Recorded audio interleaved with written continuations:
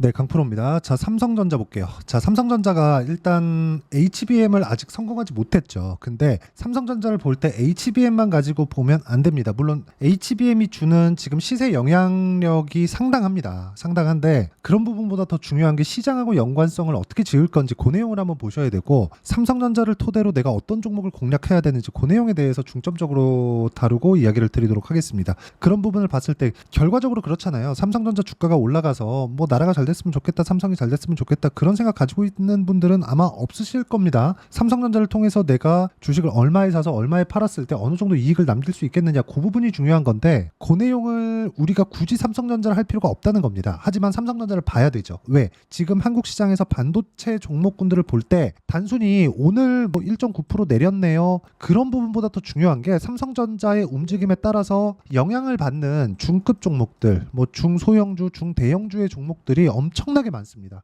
그리고 그런 쪽의 시세가 지금 엄청나게 나와요. 이런 상황이 왜 나오느냐? 기대감이 작용하기 때문에 그렇습니다. 그 기대감은 어디서 발생을 하느냐? 앞으로 좋아질 만한 부분입니다. 자, 그러면 앞으로 좋아질 만한 부분이라고 봤을 때 삼성전자의 지금 상황은 어때요? HBM을 납품을 하겠죠. 언젠가는. 그렇잖아요. 그쵸? 근데 그거를 삼성전자가 HBM을 납품한다 그래서 지금 와가지고 막 3배, 4배씩 올라갑니까? 한미반도체처럼 올라갑니까? 그렇지는 않단 말이에요. 나쁘게 보는 게 아니라 그렇지는 않다고요. 아니, 한미반도체 20배 올라갈 때 동안 하이닉스 같은 경우에는 2.5배 올랐습니다. 이건 어쩔 수 없는 거죠. 여기는 다들 아실 거예요. 그쵸? 근데 삼성전자도 마찬가지라는 거죠. 삼성전자가 HBM을 납품한다는 기대감을 가지고 있었을 때가 돈을 먹기 가장 좋을 때다. 그 이야기를 드리려고 제가 2분 정도 동안 이야기를 드린 겁니다. 자, 그러면 이 내용에 맞춰서 우리가 관련돼 있는 종목군들 한번 보자고요. 예를 들어서 뭐 DI 같은 종목도 있고 YC 같은 종목도 있고, 그쵸?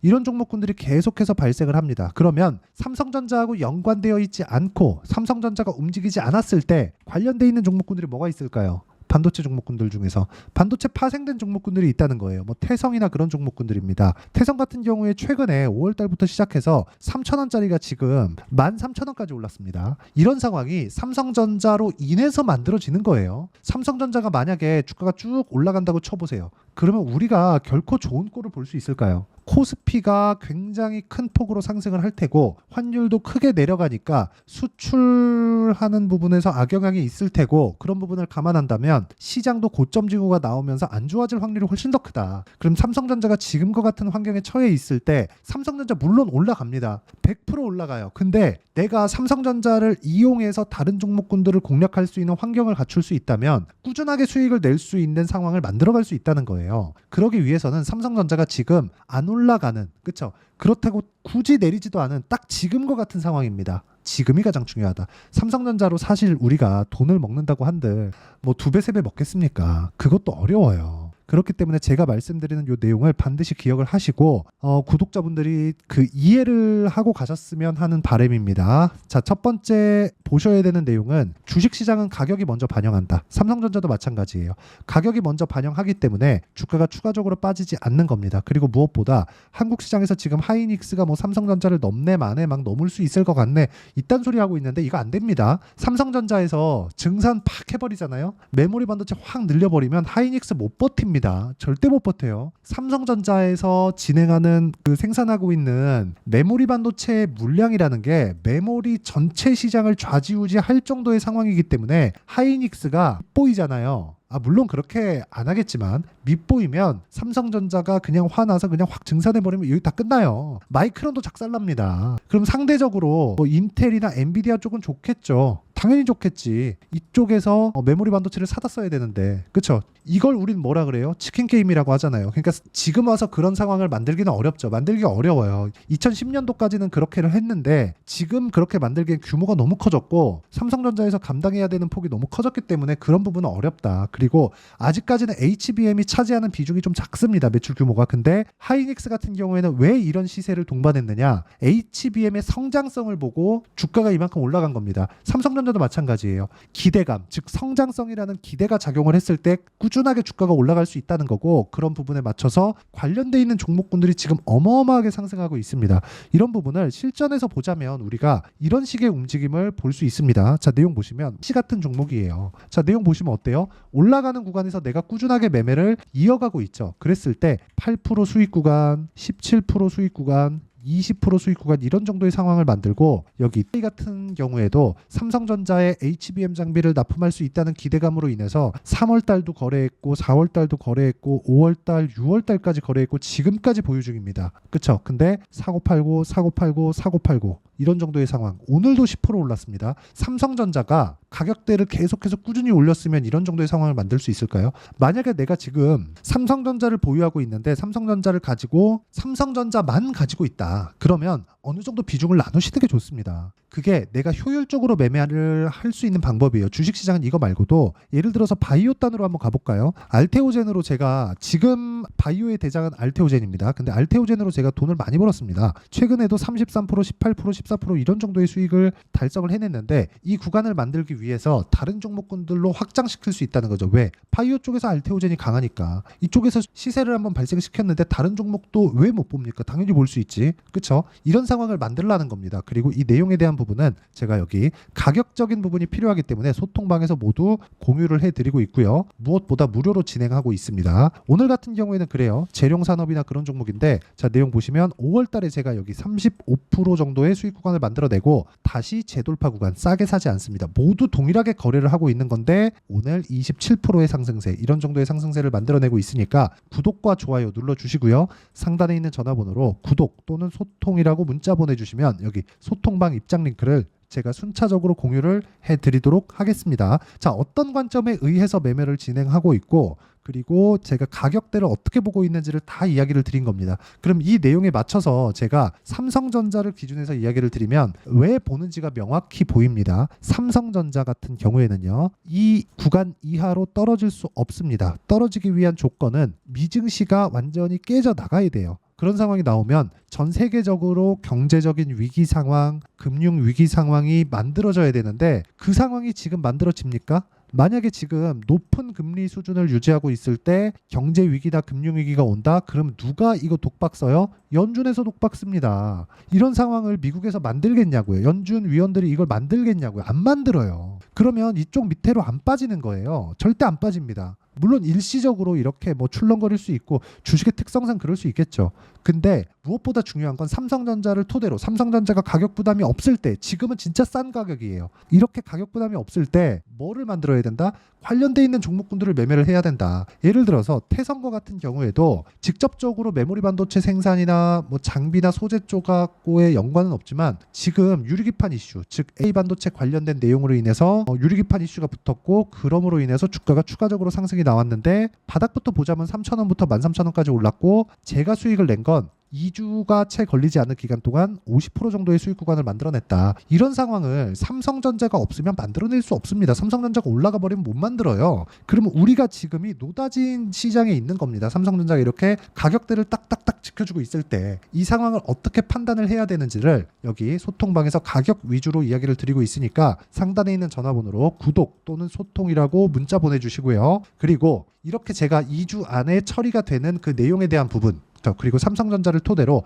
어떤 식으로 관련돼 있는 종목을 만들어서 2주 단기 보유 전략으로 연결시킬지에 대한 부분과, 그리고 삼성전자의 실시간 타점, 삼성전자를 활용한 관련된 종목군들의 실시간 타점을 제가 문자로 공유를 해드리도록 할 테니까 상단에 있는 전화번호로 삼성전자라고 문자 보내주시면 단기 보유 전략과 실시간 타점을 공유해드리도록 하겠습니다. 내용 정리하면 그렇습니다. 주식시장은 미래가치를 반영한다. 삼성전자는 미래가치를 반영해서 더 이상 안 빠진다. 왜? 나 빠질 부분을 이미 다 반영해놨기 때문에 그렇습니다. 21년 초부터 나왔었던 하락으로 삼성전자는 최악의 상황을 이미 거쳐왔기 때문에 이것보다 추가적으로 빠지지 않는다. 근데 올라가기 위한 조건, 관련된 내용이 나와야 되는데 HBM 관련된 내용이 나오기에는 언젠간 나오겠죠. 100% 나옵니다. 그런데 그걸 우리가 명확하게 언제 나온다고 확신을 할 수 없잖아요. 그렇기 때문에 삼성전자가 지금 가격대를 올리지 않았을 때 삼성전자를 베이스로 관련돼 있는 종목군들을 보면 정말 노다지가 열립니다. 그런 부분을 어떻게 판단하고 어떻게 이해를 하고 어떻게 매매를 해 나가야 되는지를 다시 한번 이야기를 드리도록 할 테니까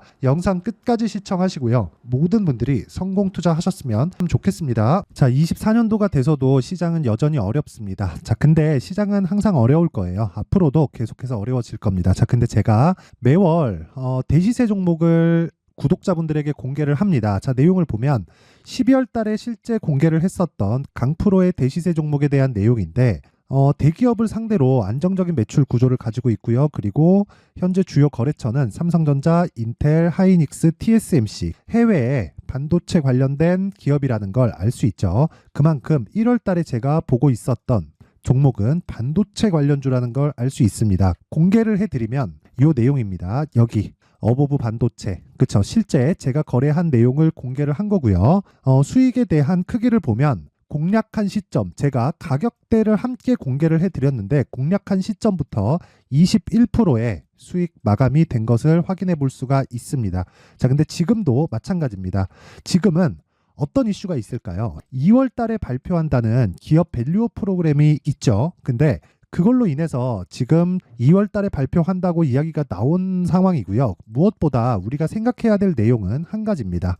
어떤 이슈나 그리고 어떤 상승할 수 있는 내용으로 인해서 주가가 올라가는 것은 맞죠. 하지만 가격이 먼저 반영한다는 걸 반드시 알고 있어야 되고 그런 내용에 대한 파악이 되었을 때 그쵸? 여기 어보브 반도체처럼 21% 그쵸? 대략 3에서 4일 동안 20% 이상의 수익을 먹을 수 있고요. 그리고 여기 HLB 같은 종목처럼 대략 일주일이 채 되지 않는 기간 동안 30%의 수익을 낼 수 있습니다. 자, 그러면 답은 나왔어요. 재료에 대한 부분보다 중요한 게 가격이다. 자, 근데 지금 시장에 쏠려 있는 게 뭐죠? 2월 달에 발표하는 기업 밸류업 프로그램에 대한 내용이죠. 자, 그러면 우리가 이쪽에다가 지금 집중을 해야 될까요? 그 내용을 한번 보겠습니다. 기아차의 차트를 보면요. 1월 24일 날 정부단에서 입김을 불어넣은 이후에 시세가 강하게 발생한 것처럼 보이지만 애초에 12월 달부터 신고가를 달성했다는 걸 확인할 수 있습니다. 자, 그러면 우리가 스케줄을 따져봤을 때 우리가 어디를 봐야 될까요? 4월 달 총선을 봐야 됩니다. 드디어 때가 온 거죠. 4월 달 총선이 끝나면 그 뒤엔 뭐가 있죠? 대선 전국으로 들어갑니다. 그러면 우리는 4월 달 총선부터 시작해서 대선까지 이어질 수 있는 종목을 찾는 게 정말 중요합니다. 그게 정부 정책의 방향과 그리고 스케줄에 맞춰서 가는 거예요. 정치적인 상황에 따라서 주가가 움직이는 걸 우리는 수도 없이 많이 봐왔기 때문에 스케줄에 맞춰서 가는 게 지금으로서는 답이 될 수 있습니다. 그리고 무엇보다 어느 정도의 시세를 내는지 그 첫 번째 단계인 상황을 그쵸? 제가 12월 달 밝혀드렸었던 대시세 종목으로 이미 공개를 해드렸기 때문에 그쵸? 어떻게 제가 매매를 했는지까지 다 보여드렸습니다. HLB처럼 그쵸? 31.9% 걸린 시간은 4일밖에 되지 않죠. 이 종목을 제가 가격과 그리고 어떤 종목인지를 애초에 12월 달부터 공개를 한 겁니다. 자, 그러면 지금도 마찬가지예요. 앞서서 제가 말씀드렸었던 23년도에 했었던 여러 가지 종목들이 있죠. 한미반도체 같은 종목들도 여기 소통방에서 모두 공개를 해서 실제로 10,000원부터 60,000원까지 상승한 내역이 있고요. 왜 공략을 했는지를 제가 다 공개를 해드렸습니다. 근데 지금도 마찬가지라는 거죠.